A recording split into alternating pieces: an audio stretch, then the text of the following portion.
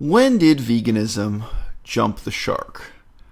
For those of you who don't know the phrase in English, jump the shark is an old 1990s internet phenomenon, referring originally to a TV show called Happy Days, where there was one episode in which the plot came to a tremendous crescendo. One of the characters on a motorcycle attempted to jump over a shark in an aquarium. And the idea is it's some kind of tremendous event after which the TV show, it's not necessarily that it becomes worse and worse, but it can never attain its former glory again. So this thing we're doing here, which is only partly on the internet and partly in real life, partly on YouTube, but yeah, YouTube's been a big part of it last 5 years. It really has been. Don't kid yourself. When did veganism jump the shark? I was reminded of this today, thinking of the very first controversy that really got other vegans hating me, and how instructive that example was. Now, a lot of you are regular viewers. You'll think you know what controversy I'm talking about, but you don't. We need you, mate. Who's gonna make Mark Lobliner second guess his ethics? Who's gonna troll supermarket customers to get their take on eating meat? We need people who spice it up in this YouTube community. All the other vegan channels, they all have their unique perspective. We need your perspective. You're taking action in your life and you want to get better, and I really, really admire and respect that. You know, there's a vegan cheetah shaped hole in the vegan community, bro. There was a really funny thing that happened way back when I was still in Victoria, attending classes at UVic, where there was a guy who back then was vegan, who back then was a sincere vegan activist, called Vegan Cheetah. Today he's ex-vegan and anti-vegan, and he became a horrible human being, became the most hated and infamous figure for years. But this is before all of that. Before all of that, he was a small channel, really, like 1,000 views per video or less. He was a small channel. Nobody knew. No, people who knew him were people like me. There were other people contributing to YouTube who knew him. That was about it. He was a small channel like Dom Bauer or something. Like everyone who's a part of vegan YouTube knows Dom Bauer, but Dom Bauer isn't famous and doesn't get a lot of views per video or anything.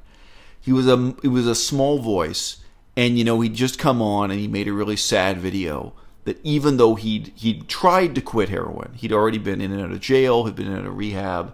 He had a situation where he broke up with a girlfriend, a short-term girlfriend, and he relapsed, and he voluntarily turned himself in. Like, he went and used heroin again, and nobody caught him. He didn't get arrested. He went, and he decided to go back and do rehab again. And a whole bunch of people contributed little clips of videos that basically said, "Get well soon. We want you to. We value you as being part of the vegan movement. We want you to be here. We want you to be one of us." Now, the controversy that ensued had to do with who would edit it and produce the video. There was another guy who was supposed to do it, and he screwed up, and he had blown his deadline for months. And I said to him, "Well, look, I've got the clips. Do you want me to go ahead and edit together because you've missed your chance, you've screwed up?" And he said yes, which he later lied about. He said, "Yeah, you can go ahead and do your own thing with it." He said he was going to do his own project with it in future, but it would take more time, and it wasn't. What he wanted to do with it wasn't what people were expecting of him, and it wasn't what I was going to do, which is just like edited together the clips and made this welcome home, get well soon video for the guy. But when you think about the constellation of good intentions that's involved there, the type of collaboration of those people coming together, and yeah, I ended up editing the video and uploading it, but whatever. And I remember in the video, I just joke around. I said to him that I can still bench press more than he does or something like that. It makes him joke. Never happened again. Never happened again on any issue. And of course, there have been so many more important issues or tragedies, right? I mean, there have been vegans, there have been people within the movement that terrible things happen to. Okay, but of course, this is the sad way in which it's even more instructive. What happened immediately after the video was done, after it was wrapped, after it was uploaded to my channel? Everyone started pointing fingers at everyone else and making up ludicrous conspiracy theories. So that was when Vegan Revolution started. That's the name of his channel. Josh, He started blackening my name. He claimed that I was secretly working for the CIA to destroy veganism from within. Like, that was when he started really putting out all kinds of negative stuff against me. He did an interview with Charles after that, with Vegan Cheetah, and more than 50% of the recording is about me, his theories about me, and this kind of... And it wasn't just me. It wasn't just, backstabbing directed toward me. There was backstabbing between other people in that video. Saoirse Morava was in the video. I remember, I won't say who, there was another person in the video who's now quit vegan YouTube and deleted her channel. I remember someone told me she wasn't a real vegan, that she would buy bread and didn't care if it had eggs or milk in it. He'd seen this himself. And, there was nothing to win. People started tearing each other down. People started tearing me down. And, there was nothing wrong. There wasn't like there was a cause here to be sad about. There wasn't a crisis. And there wasn't like a struggle for some kind of scarce commodity we were trying to control, right? So you saw the kind of glimmer of hope, of positivity, of people working together. And then you saw the darkness and the hollowness behind it, just like that. And I wish I could say, looking back at the last 5 years, the last 10 years, whatever scope of time, I wish I could say, looking back, that, there were a lot of situations like that. There were a lot of situations where people come together and really collaborate to do something nice, to do something positive, to reach out to someone and say, hey, I heard you went to drug rehab. I hope you get well soon. I hope you know that when you come out and you come out clean, we want you to be part of the vegan movement. We care about you. We value your YouTube channel, and we value you as a vegan activist. I don't know even one other example. Now, I gotta admit, there are reasons for this, right? Like, even that one I mentioned. Okay, so there's this one girl, and she said she was vegan, but actually she eats bread that has milk powder and eggs in it and stuff. Okay, it's not meaningless. There's some bone of contention there. I totally admit it. Wayne Seong. Let's say Wayne Seong goes to prison. It's very unlikely, but it's possible. He's got this court case, whatever. I just saw his video, very dramatic, very well edited video. He put out his propaganda piece, presenting himself as a martyr and a hero because of going to prison.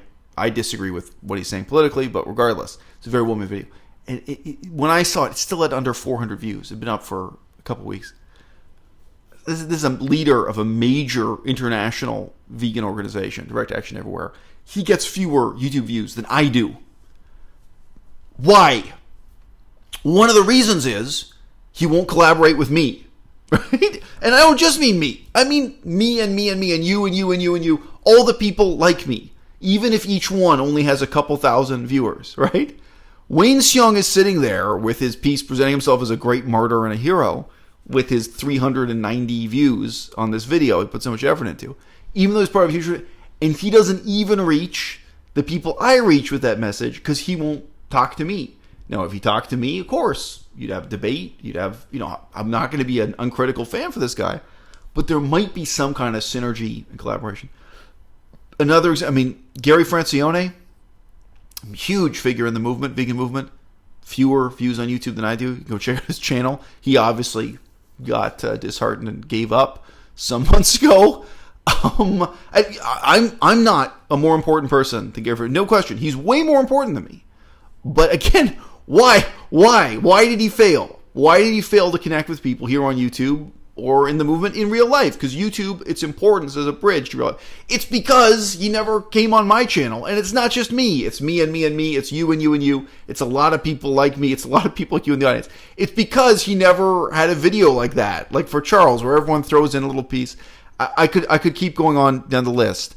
The young woman in England who founded the Earthlings Experience, right? YouTube channel dried up and became nothing. And, not insulting her, but her whole movement dried up and became nothing, even though it was groundbreaking. And she got mainstream media coverage. She had all kinds of things behind her. And then her movement was knocked off and imitated by Paul Bashir. And Paul Bashir's movement, again, allegedly a huge international movement, the videos on his channel get suspiciously few views, and I think we know why that is. Again, there's no collaboration, there's no cooperation. That is when veganism jumped the shark, and that is why veganism jumped the shark, is because each one of these leaders and each one of these movements sunk into a kind of doleful isolation. And the synergy and the potential for cooperation and the potential to challenge one another's opinions and come up with creative and dynamic new perspectives, just creativity as such, disappeared. I mean, really, people like to disrespect my crew, but the fact is that you know my name and I don't know you.